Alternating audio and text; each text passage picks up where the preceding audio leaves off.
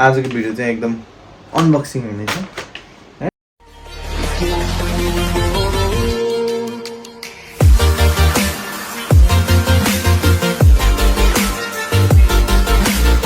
So hello guys and welcome back to मेरो YouTube channel. सबैजनालाई स्वागत छ मेरो युट्युब च्यानलमा।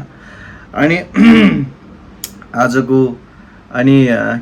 भन्नु पहिला सबैजना सन्चै हुनुहुन्छ होला होइन। म अलिक पछि भिडियो लिएर आएको छु किन भन्दाखेरि म एकदमै बिजी भयो होइन, टाइम नै भएन। म बाहिर पनि घुम्न गएको छैन, कति भइसक्यो। सो त्यही भएर भिडियो चाहिँ धेरै बनाउनु पाएको छैन, त्यसको लागि एकदम सरी। अनि अहिले चाहिँ अब सिजन चलिरहेको थियो नि त, त्यही भएर चाहिँ अब धेरै भिडियोहरू बनाउनु यताउता गर्न पाइएन। अनि आजको भिडियो हुन्छ unboxing video. Yes, after long time होइन, आफ्टर 1 year होइन, after 1 year I am changing my phone होइन। So this is the unboxing video होइन। यो चाहिँ मैले ग्लास लिएर आएको छु किन भन्दाखेरि मैले ग्लास चाहिँ मेरो लागि एकदमै इम्पोर्टेन्ट हो। सो त्यही भएर चाहिँ मैले ग्लास चाहिँ मैले बोकेरै आएको छु। अनि अब आजको भिडियो चाहिँ के विषयमा हुनेछ भनेर चाहिँ अब टाइटलमा देखिसक्नुभयो, मैले केही भन्नु नै पर्दैन होइन। सो टुडेको आजको भिडियो चाहिँ एकदम अनबक्सिङ हुनेछ होइन। के मैले आइफोन 15 Pro Max किनेकै हो त, वाट लाग्यो नि त्यहाँ टाइटलमा होइन। So surprise.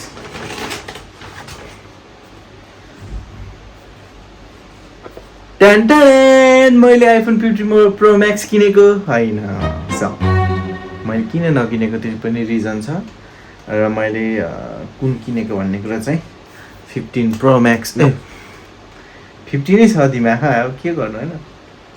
14 Pro Max होइन, कलर चाहिँ ब्ल्याक स्पेस ब्ल्याक रहेछ। सो मेरो लागि कलर डजन्ट म्याटर होइन, कलर मेरो लागि जस्ट उस मात्रै हो, हाल्ने कभर नै हो। लास्टमा अब कभर हालिसकेपछि सकिहाल्छ, त्यही नै हो।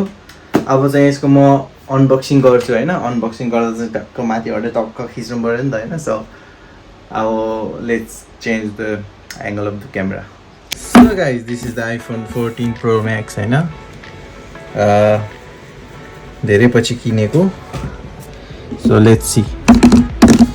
सुरुमा चाहिँ कभर चाहिँ पाएन। सो एउटा टेम्पर ग्लास भयो भने मैले जसरी किन्न पऱ्यो। So temper glass this is त्यस्तो नौलो केही पनि छैन। Let's open this. Yes this is the second time होइन आइफोन खोलेको। How smooth iPhone 14 Pro Max। मिहिनेतको कमाइ भाइ, मिहिनेतको कमाइ।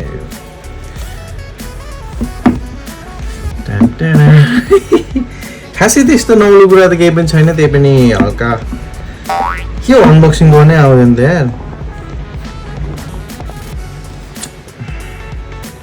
ए तल नि त तान्नु पर्छ नि, कस्तो दिमागै एक्साइटेड भएछ यस्तै। ल जा टक्क लगाएर अनबक्सिङ हुन्छ।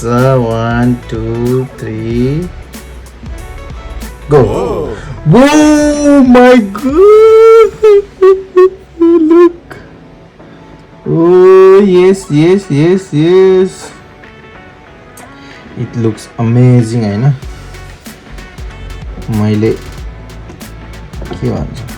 मैले सोचेको भन्दा बवाल देखिँदो रहेछ होइन।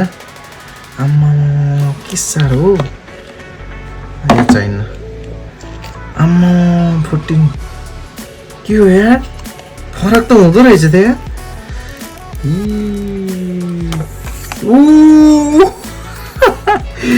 मैले यही डाइनामिक आइल्यान्डको लागि चाहिँ किने भने अरू त के थियो र होइन। तर यार 13 भन्दा त 14 त धेरै राम्रो, हल्का पातलो पनि रहेछ। के हो, अन गरौँ न।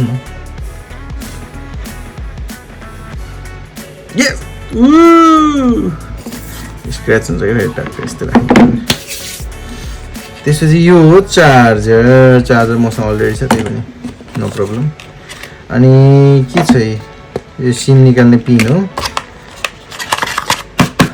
केही पनि छैन अरू। सो यसलाई चाहिँ यता हाल्दिउँ।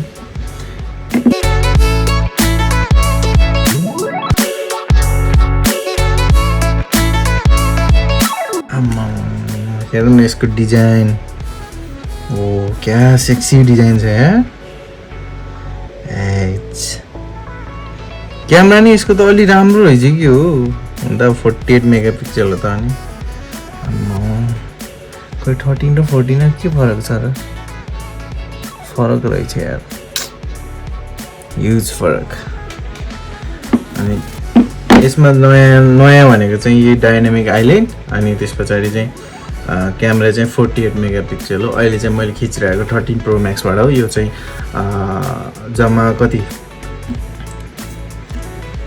हो जम्मा 12 मेगापिक्सलको क्यामेरा छ सो कन्टिन्यू मेरो फेस आइडी हालिहालौँ न होइन अलि उज्यालोमा एकछिन है यो पनि हालिहाल्नुपर्छ क्या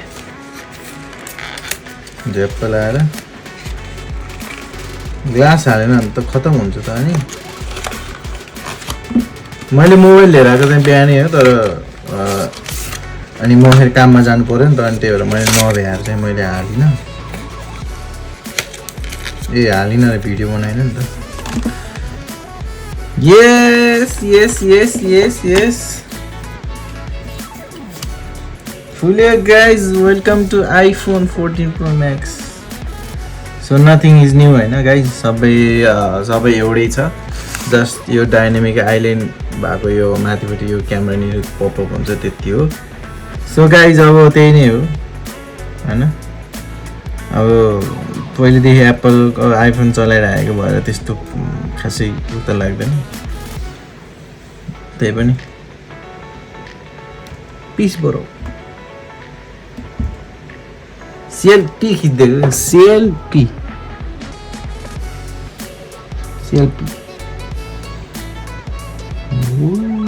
nice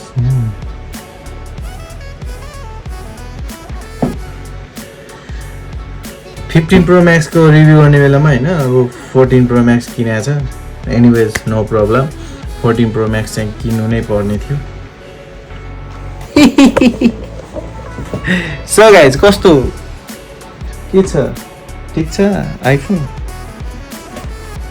so I got new iPhone guys यति नै भन्दै अब चाहिँ म यो सेटअप गर्नेतिर लाग्छु हैन अनि मेन कुरा भनेको चाहिँ अब के भन्दाखेरि त्यो मैले 15 प्रो म्याक्स नकिनेर चाहिँ किन चाहिँ 14 प्रो म्याक्स किने भन्दाखेरि चाहिँ त्यसको रिजन चाहिँ के हो भन्दाखेरि 15 प्रो म्याक्समा मैले धेरै रिभ्यूहरू हेरेँ युट्युबमा हैन अनि मैले चिनेको साथीहरू यताउता सबैसँग बुझेँ हैन अनि लिइसकेको मान्छेसँग पनि बुझेँ अनि त्यसो चाहिँ उसले के भन्यो भन्दाखेरि अलिकति कमजोर चाहिँ छ आइफोन तर राम्रो छ तर अलिकति कमजोर छ अनि त्यसपछि सफ्टवेयरमा अलिकति प्रब्लम आइरहेछ भन्दै थियो त्यो सफ्टवेयर प्रब्लम पनि पछि सल्भ हुन्छ त्यो थाहा मलाई हैन तर जेस मलाई फोन चाहिएको भनेको अलिकति टफ टाइपको फोन चाहिएको हैन अब 13 प्रो म्याक्स पनि मैले एउटा स्क्रैच नगरिकन अहिलेसम्म एकदम चक्कै छ अब यो पनि सेम त्यही नै हुन्छ अनि यो फोन चाहिँ अलिकति टफ छ के मलाई चाहिँ त्यहीको त्यो किन्न जाँदाखेरि नै त्यो मान्छेले मलाई के भन्यो भन्दाखेरि 15 प्रो म्याक्स चाहिँ अलिकति टफ छ हैन सो हल्का यस्तो बेन्ड हुने त्यो बेज हुन्छ हैन अब त्यो बनाएर हिँड्ने त फुर्सद छैन तर कभर त हालिन्छ त्यो मलाई थाहा हैन तर कभर हालिसके पनि त्यस्तो त्यो कमजोर फोन लिएर के गर्नु अनि त्यस्तो ह्युज डिफरेन्स भनेको केही पनि छैन हैन त्यो टाइप सी चार्जर र अनि एउटा त्यो हामीले यो फोनहरुमा चाहिँ साइलेन्ट बटन हुन्छ भने त्यो फोनहरुमा चाहिँ अरु नै त्यो के भन्छ एक्सन बटनहरु रे के हैन त्यो चाहिँ मलाई खासै इन्ट्रेस्टिङ लागेन सो मेन कारण चाहिँ टफ नभएर अनि कति धेरैले चाहिँ सफ्टवेयरमा प्रब्लम भयो यताउता भनेर हालेको थियो त्यही भएर नि मैले नल्याए हो सो यति नै भन्दै अब मेरो यो फोनको यतापट्टि ट्रान्सफर गर्नु पर्यो नि त so thank you guys for watching हैन अनि त्यसपछि अब के भन्नु रिभ्यू त के दिनु म त्यस्तो एक्सपर्ट पनि हैन जे होस् मेरो पर्सनल्ली भन्दाखेरि चाहिँ 15 प्रो म्याक्स भन्दा चाहिँ 14 प्रो म्याक्स नै बेटर छ है त्यही नै भन्दै thank you guys for watching see on my next video अब पछिल्लो समय अबको नेक्स्ट भिडियोहरू चाहिँ 14 प्रो म्याक्सबाट खिच्ने छु हैन 48 मेगापिक्सलबाट सो अहिले चाहिँ मैले यो 13 प्रो म्याक्सबाट नै खिचिरहेको छु। अब चाहिँ डाटा ट्रान्सफर गर्नु पऱ्यो, यो गफ लाएर हुन्न।